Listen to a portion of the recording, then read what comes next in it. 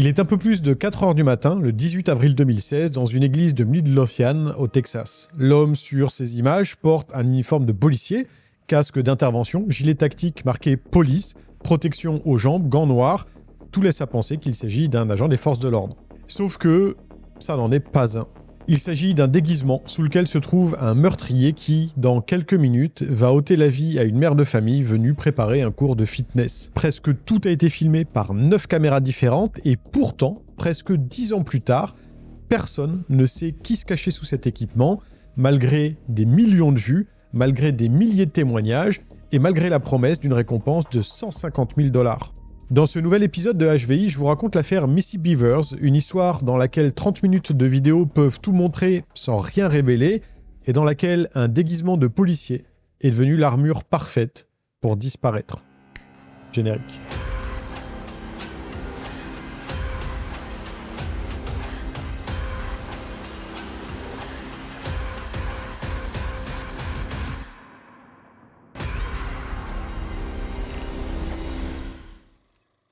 Retrouvez dès aujourd'hui vos épisodes préférés de HVI en format podcast.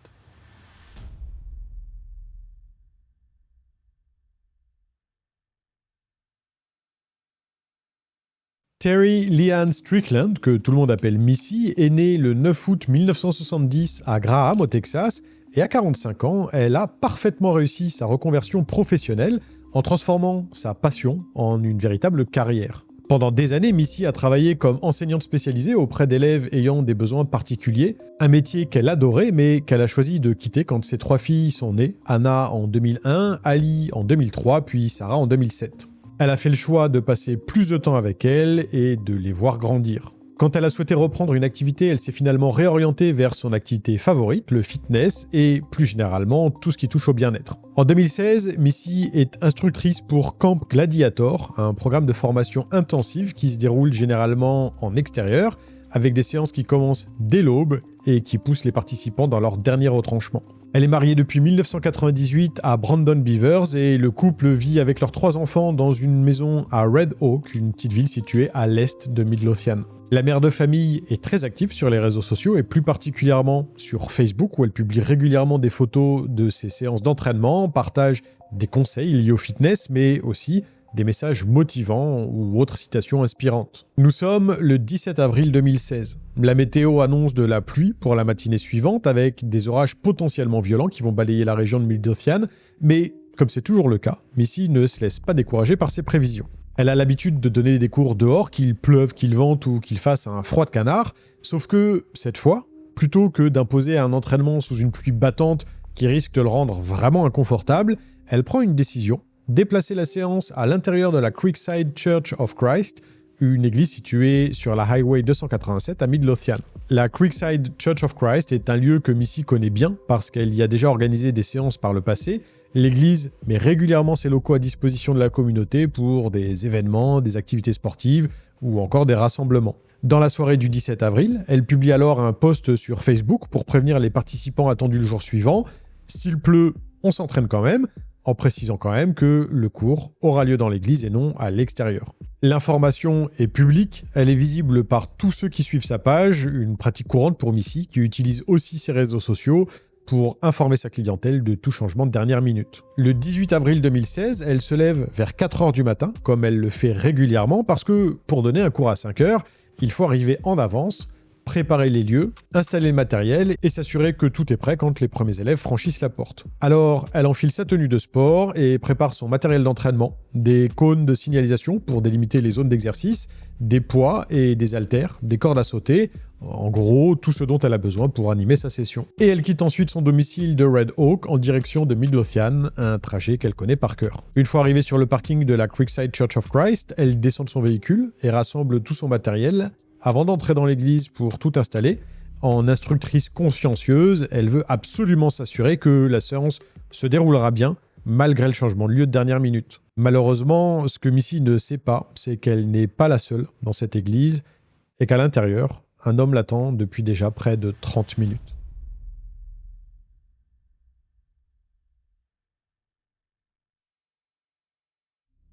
Pour comprendre ce qui s'est passé ce matin-là dans la Creekside Church of Christ, il faut revenir en arrière pour observer ce que les caméras de surveillance ont enregistré avant que Missy ne franchisse les portes de l'église. À 3h50 du matin, précisément, les caméras intérieures de l'église, activées par détecteur de mouvement, s'enclenchent automatiquement et commencent à enregistrer une présence inattendue. Une silhouette apparaît à l'écran, la personne porte un équipement tactique complet de la tête aux pieds, un casque noir de type SWAT qui dissimule totalement le visage, un gilet pare-balles lourd marqué du mot « police » en lettres blanches capitales, des gants noirs, des protections aux jambes et aux genoux, et dans la main gauche, un objet contondant qui ressemble à un marteau. L'intrus ne pénètre pas dans l'église par la porte principale, mais par une entrée latérale située au sud du bâtiment, une porte dont la vitre a été brisée à l'aide d'un pied de biche. Évidemment, la première chose qu'on aurait tendance à se dire, c'est qu'il s'agit sûrement d'un cambrioleur, mais c'est là que ça se complique. Une fois dans l'église, l'individu commence à se déplacer avec précaution dans les couloirs, mais ses mouvements ne correspondent absolument pas à ceux qu'on attendrait d'un voleur classique,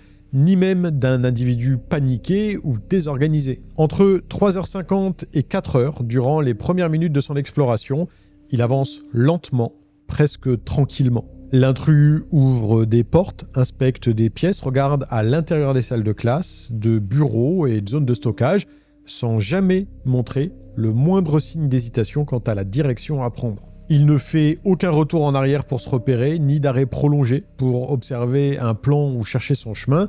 Il progresse de manière fluide d'un couloir à l'autre, en donnant clairement l'impression qu'il cherche quelque chose de précis. Entre 4h et 4h15, son comportement évolue légèrement et on assiste à un début de vandalisme qui semble aussi gratuit qu'il est nonchalant. L'intrus brise des vitres avec son marteau, force des portes qui ne sont même pas verrouillées, déplace ou renverse du matériel sans but apparent. En revanche, il ne vole rien et ne touche d'ailleurs à aucun objet de valeur. Après ça, son rythme ralentit considérablement et on observe quelque chose de franchement dérangeant. La personne commence à faire des va-et-vient dans des zones qu'elle a déjà visitées, comme si elle tuait le temps en attendant quelque chose, ou plutôt quelqu'un. Les images montrent cette silhouette en tenue tactique qui marche d'un pas lent dans les couloirs, s'arrête parfois, regarde autour d'elle, puis repart et revient sur ses pas. Qui qu'il soit, l'intrus ne semble pas avoir l'intention de quitter les lieux rapidement. Missy entre dans l'église à 4h18, c'est dans ces eaux-là qu'il se positionne principalement dans la zone sud-ouest du bâtiment, un secteur qui n'est pas entièrement couvert par les caméras de surveillance. Et c'est précisément dans cette zone qu'a lieu la rencontre fatale. Quand on regarde attentivement ces 30 minutes de vidéosurveillance avec un œil professionnel, plusieurs éléments sautent immédiatement aux yeux, notamment des incohérences majeures qui démontrent complètement l'éventualité que cet individu puisse être un véritable policier en mission. La première incohérence, et probablement la plus flagrante, c'est sa solitude. Parce qu'en intervention, et qui plus est pour une unité tactique comme le SWAT, on n'est jamais seul. Les membres des équipes d'intervention spécialisées travaillent toujours en groupe, un binôme au minimum, mais le plus souvent en équipe de 4 à 6 personnes. C'est une question de sécurité, ça permet entre autres de pouvoir couvrir toutes les directions. La deuxième incohérence, c'est le vandalisme gratuit et injustifié parce qu'un policier, même lors d'une perquisition musclée ou dans le cadre d'une opération, ça ne casse rien pour le plaisir, et ça ne force pas non plus les portes ouvertes. La troisième incohérence, qui est absolument rédhibitoire, c'est l'absence complète de communication radio pendant les 30 minutes d'occupation du bâtiment. Dans n'importe quel type d'opération, même la moins dangereuse, les officiers de police ou les gendarmes sont en contact radio permanent avec leur centrale, leur équipier, mais aussi avec leurs supérieurs. Ils font des points réguliers sur la situation, signalent leur progression, demandent des instructions et surtout confirment qu'ils sont en sécurité. Et enfin, la quatrième incohérence, peut-être la plus subtile, mais tout aussi révélatrice, concerne les déplacements de l'intrus en eux-mêmes, la manière dont il occupe l'espace. Quand on observe attentivement les images, on remarque qu'il a une démarche particulière, avec les pieds légèrement tournés vers l'extérieur et une sorte de balancement du côté droit, ce qui laisse penser qu'il a récemment été blessé ou qu'il a un handicap physique permanent. Mais ce qui interpelle le plus, c'est sa tension corporelle, parce qu'il n'en affiche aucune. La personne marche comme si elle faisait tranquillement ses courses au supermarché, pas comme un membre des forces de l'ordre qui sécurise un bâtiment. Donc, si à première vue, on pourrait se dire qu'il s'agit d'un policier, quand on analyse chaque image filmée, on comprend rapidement que ça n'est pas le cas du tout. C'est un simple kidam qui a voulu qu'on le prenne pour un policier. Mais au-delà du déguisement en lui-même, un autre élément mérite qu'on s'attarde dessus, quelque chose de tout aussi troublant que l'uniforme tactique, c'est l'aisance avec laquelle l'intrus se déplace. Parce que la Creekside Church of Christ n'est pas un petit bâtiment simple avec 2 ou 3 pièces, non, c'est un complexe religieux qui comporte des dizaines de salles, des couloirs qui se croisent et des zones distinctes. En bref, se repérer à l'intérieur sans jamais y être allé auparavant, qui plus est dans le noir à 4 h du matin, c'est mission quasi impossible. Or, sur les images, on peut voir que ces choix de direction semblent naturels, et même si le vandalisme donne une impression de chaos, il y a une logique certaine dans ces déplacements. Certaines parties du bâtiment sont visitées à plusieurs reprises, quand d'autres sont complètement ignorées, et cette sélection semble être entièrement intentionnelle. On ne se comporte pas comme ça dans un endroit qu'on découvre pour la première fois. On ne navigue pas avec cette assurance dans un bâtiment inconnu, et cette familiarité avec les lieux soulève évidemment des questions majeures sur l'identité de l'individu. Il se comporte comme quelqu'un qui est à sa place, quelqu'un qui a déjà été là, qui connaît bien les lieux et qui sait exactement ce qu'il fait. Et pendant qu'il marche tranquillement dans les couloirs déguisés en policier, Missy referme la porte de l'église derrière elle, sans se douter une seule seconde de ce qui l'attend.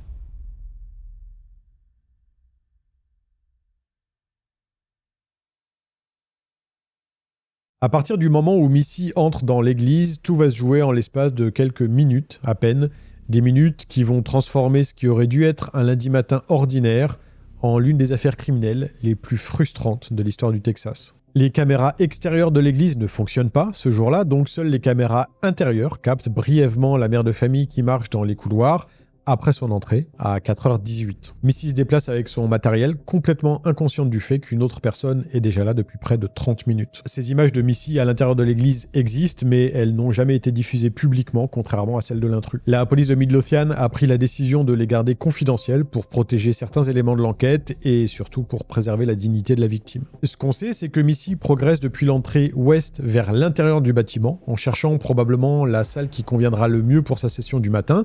Elle se dirige donc naturellement vers les zones où elle a l'habitude de travailler.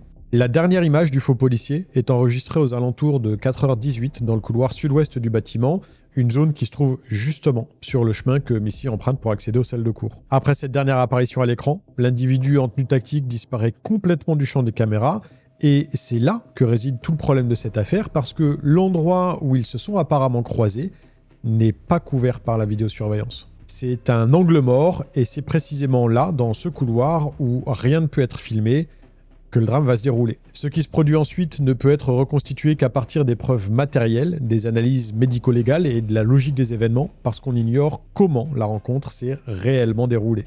Selon toute vraisemblance, Missy marche dans les couloirs de l'église avec son matériel, tourne probablement à un angle et emprunte le corridor sud-ouest. C'est là qu'elle tombe nez à nez avec quelqu'un qu'elle ne s'attendait absolument pas à croiser à cette heure-ci dans cet endroit désert. Une personne en tenue tactique complète qui a en main un objet pouvant ressembler à un outil de travail ou un équipement d'intervention. Et c'est là que le déguisement prend tout son sens et qu'on comprend pourquoi l'intrus a passé du temps, de l'argent et de l'énergie à se procurer un uniforme complet. Parce que quand vous croisez quelqu'un habillé comme un policier dans un lieu public, le premier sentiment que vous ressentez, ça n'est a priori pas de la peur. Sauf si vous avez des choses à vous reprocher, mais c'est un autre problème. Non, ce qu'on ressent normalement, c'est de la confusion, peut-être de l'inquiétude, parce qu'on se demande pourquoi la police est là, ou encore de la curiosité, parce qu'on a envie de savoir ce qui se passe. Pas de la terreur, comme si on se retrouvait face à quelqu'un avec une arme qui a clairement l'intention de vous faire du mal. En fait, le déguisement neutralise complètement l'instinct de survie, il court-circuite le mécanisme de défense naturel, et il permet à l'agresseur de se rapprocher de sa victime sans éveiller de soupçon. C'est précisément pour ça que cette tenue a été choisie. Quand Missy voit un policier, elle se pose certainement une myriade de questions, mais au moment où elle réalise que ça n'est pas un véritable agent des forces de l'ordre qu'elle a devant elle, il est déjà beaucoup trop tard. L'attaque est brutale, violente et d'une rapidité foudroyante. Selon les rapports de police publiés ultérieurement, l'arme du crime correspond à l'un des outils que le suspect transportait dans l'église, sûrement le marteau ou l'objet contondant qu'on voit clairement dans sa main sur les images. Un marteau a d'ailleurs été retrouvé sur les lieux à proximité du corps de Missy. Et ce qui est certain, c'est qu'elle a subi des coups violents, portés avec une arme contondante. L'autopsie réalisée le lendemain par le médecin légiste du comté de Dallas révèle que la mère de famille est décédée de blessures par perforation multiples à la tête et au thorax, des traumatismes extrêmement graves qui ont causé une hémorragie massive et un arrêt cardio-respiratoire assez rapide. Les coups qui lui ont été portés au crâne l'ont fracturé en plusieurs endroits, causant des lésions cérébrales catastrophiques, tandis que les coups portés au niveau de sa poitrine ont perforé les tissus, probablement endommager des organes vitaux et provoquer une hémorragie interne foudroyante. La scène de crime ne montre aucun signe de lutte prolongée, ni la moindre trace indiquant que Missy a eu le temps de se défendre efficacement, ni même d'essayer de fuir. Tout semble s'être passé très vite, trop vite, pour qu'elle puisse réagir ou même crier à l'aide, et en l'espace de quelques secondes à peine, elle s'est effondrée sur le sol froid de l'église, mortellement blessée. À 5 heures exactement, l'heure prévue du début du cours, les premiers participants arrivent sur le parking et remarquent que la voiture de Missy est garée là, mais ils ne la trouvent nulle part. Ça n'est pas dans ses habitudes, elle est normalement toujours dehors pour les accueillir, alors après avoir attendu quelques minutes, l'un des participants décide d'entrer dans l'église pour vérifier si tout va bien. C'est cette personne qui découvre son corps étendu dans le couloir. Missy est étendue sur le dos, toujours vêtue de sa tenue de sport, son matériel d'entraînement éparpillé autour d'elle et ses effets personnels sont intacts, son alliance est toujours à son doigt, son sac à main n'a pas été fouillé, quant à son iPad et son téléphone portable, ils ont aussi été laissés sur place. L'appel au 911 est passé peu après 5 heures, la police de Midlothian arrive sur les lieux à 5h05, suivi de près par les ambulanciers, mais il n'y a malheureusement plus rien à faire pour la victime. Pour Carl Smith, le chef de la police de Midlothian, c'est le premier meurtre dans la ville depuis plus d'une décennie, mais il se dit qu'avec une demi-heure de preuves vidéo, 9 caméras fonctionnelles, un suspect filmé en quasi-permanence et une chronologie parfaitement documentée, cette affaire va forcément être résolue rapidement. C'est une question de jours, de semaines tout au plus. Malheureusement, il se trompe.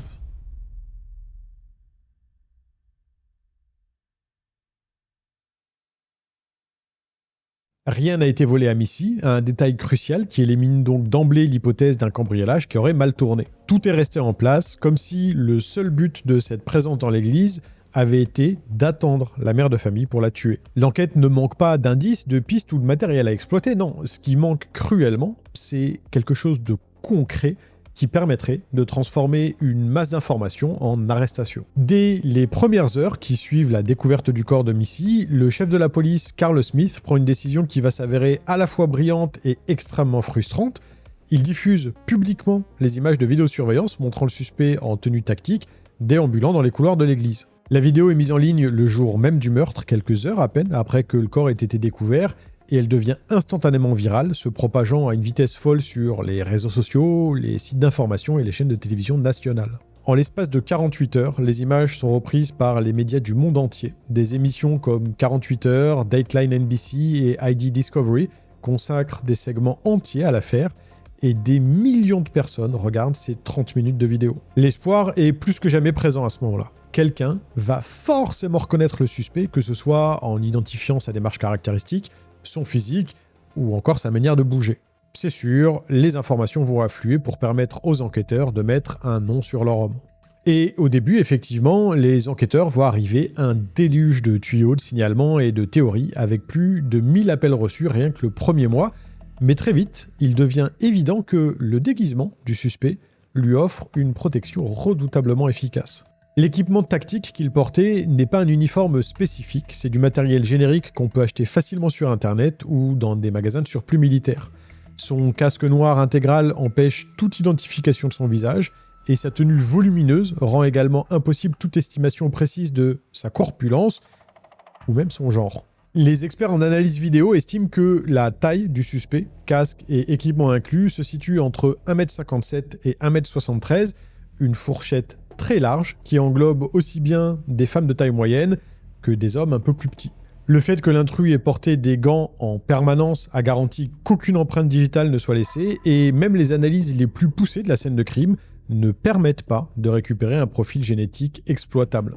L'aisance avec laquelle le suspect s'est déplacé dans l'église oriente naturellement les enquêteurs vers les personnes qui la fréquentent. Seulement, si tous les membres de la congrégation sont interrogés, leurs emplois du temps vérifiés et leurs alibis examinés, rien n'en ressort. Ceux qui suivaient les cours de Missy et connaissaient donc l'église sont eux aussi interrogés, leurs téléphones sont analysés et leurs déplacements retracés, mais aucune piste concrète n'émerge.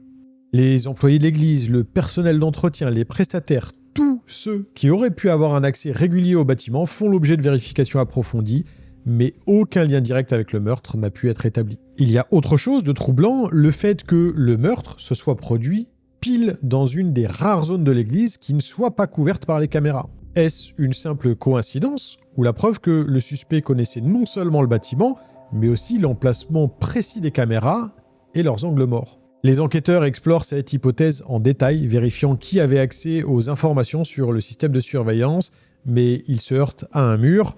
En vérité, n'importe qui aurait pu entrer dans une église pendant les heures d'ouverture publique, se promener dans les couloirs, observer la disposition des pièces, et puis repérer les caméras, sans que ça éveille le moindre soupçon. Il est même possible que le suspect n'ait jamais mis les pieds dans l'église avant la nuit du meurtre et qu'il ait juste étudié les plans du bâtiment disponibles publiquement ou des photos prises lors d'événements. La connaissance présumée des lieux par le suspect ne mène donc à personne. Les enquêteurs ont un autre élément à exploiter, la démarche distinctive de l'intrus, et pour ça, la police fait appel à des experts médicaux et des spécialistes de la biomécanique. Les experts notent que sa démarche a pu être affectée par le poids de son équipement tactique, mais ils affirment aussi que certains éléments semblent indépendants du poids de sa tenue. En 2021, soit 5 ans après le meurtre, le FBI fera appel au docteur Michael Nirenberg, un podologue légiste spécialisé dans l'analyse de la démarche. Le docteur Nirenberg conclura que la démarche du suspect est effectivement influencée par le poids de son équipement et que l'analyse ne peut pas permettre de déterminer son genre. De plus, si certaines caractéristiques pourraient être liées à un souci médical, il est tout aussi possible qu'il ait volontairement modifié sa façon de marcher pour tromper les observateurs. La piste de la démarche distinctive sera donc elle aussi abandonnée, faute de résultats probants. Parallèlement, la police se penche évidemment sur l'entourage proche de Missy parce que, on le sait, dans la majorité des meurtres, la victime connaissait son meurtrier. Les personnes les plus proches sont statistiquement les plus susceptibles d'être impliquées. Brandon Beavers, le mari de Missy, devient donc naturellement une personne d'intérêt dès les premières heures de l'enquête. Les raisons de ses soupçons sont multiples et documentées par les mandats de perquisition qui seront publiés quelques semaines après le meurtre. Les messages récupérés sur le téléphone de Missy et Brandon révèlent que le couple traversait une période difficile. Il y avait des tensions financières importantes, des dettes qui s'accumulaient et surtout, des messages faisant référence à des relations extra-conjugales ont été retrouvés. Missy avait apparemment une liaison, ce qui, forcément, n'était pas du goût de son mari. Il reconnaîtra lui-même plus tard dans des interviews données aux médias que leur mariage n'était pas parfait et qu'ils avaient des problèmes comme tous les couples, mais qu'il n'a jamais voulu de mal à son épouse pour autant. De plus, Brandon a un alibi en béton pour la nuit du 17 au 18 avril 2016, vu qu'il était à plus de 900 km de Midlothian, en plein voyage de pêche annuel à Biloxi, dans le Mississippi. Il peut fournir des billets d'avion prouvant qu'il s'est déplacé, un reçu de location de voiture confirmant sa présence sur place, et surtout, des témoins sont en mesure de certifier qu'il n'était physiquement pas au Texas au moment du meurtre. C'est d'ailleurs l'un de ses compagnons de pêche resté à la maison qui l'appelle dans la matinée du 18 avril pour lui annoncer la terrible nouvelle, après quoi Brandon met 8 heures à rentrer en voiture depuis le Mississippi jusqu'au Texas, un trajet lui aussi documenté et vérifiable. Physiquement, il ne correspond pas non plus au profil du suspect visible sur les images de surveillance, vu qu'il mesure largement plus d'1m80. Il est beaucoup trop grand pour correspondre à la fourchette de taille estimée et sa carrure ne colle pas avec ce qu'on observe sur la vidéo. Mais le fait qu'il ait un alibi solide n'empêche pas certaines théories de circuler, notamment celle selon laquelle Brandon aurait pu engager quelqu'un pour faire tuer sa femme et qu'il aurait pu orchestrer le meurtre à distance tout en se trouvant lui-même hors de l'état pour se créer un alibi parfait. Évidemment, cette hypothèse est approfondie par les enquêteurs.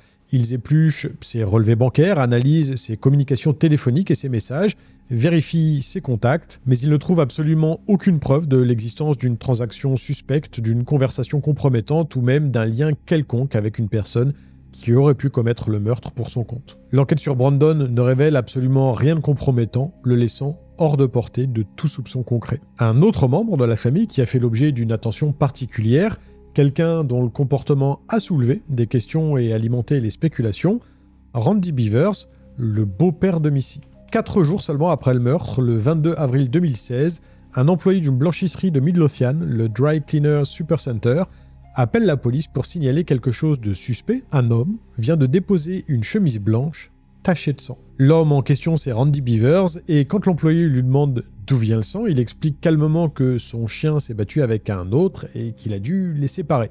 Il précise que son animal a été gravement blessé et qu'il l'a transporté d'urgence à l'Animal Emergency Hospital de Mansfield, d'où les taches de sang sur sa chemise. L'employé de la blanchisserie trouve les explications assez étranges, surtout vu le timing, et il décide de contacter les autorités qui saisissent immédiatement la chemise pour l'analyser.